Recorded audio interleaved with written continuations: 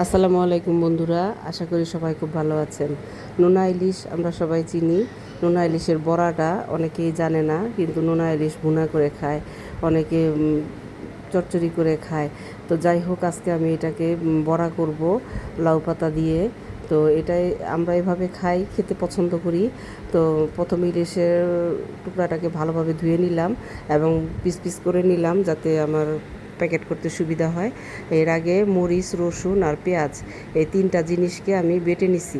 বেটে নেওয়ার পরে এখন এগুলা বড়ার সাথে, মাছের সাথে ভালোভাবে মিশাইয়া নিলাম। মিশাইয়া পাতার ভিতরে রেখে রেখে এইভাবে প্যাকেট করলাম। তো প্যাকেট করে এরপরে এটাকে আমি তেলে ভাজবো। তারপরে এটাকে গরম ভাতের সাথে খেতে সেই স্বাদ। আপনারা একবার করে দেখেন, আর যারা খান তারা তো জানেনই, আর যারা না খান তারা এভাবে করে খান, খেতে খুবই ভালো লাগে। আবার আবার করে খাবেন, এটা আমি বলতে পারি যে আরেকবার খেতে মন চাইবে, অবশ্যই মন চাইবে। এভাবে তেলে, অল্প তেলের মধ্যে হালকা আছে, মিডিয়াম আছে, এভাবে ভেজে নিতে হবে।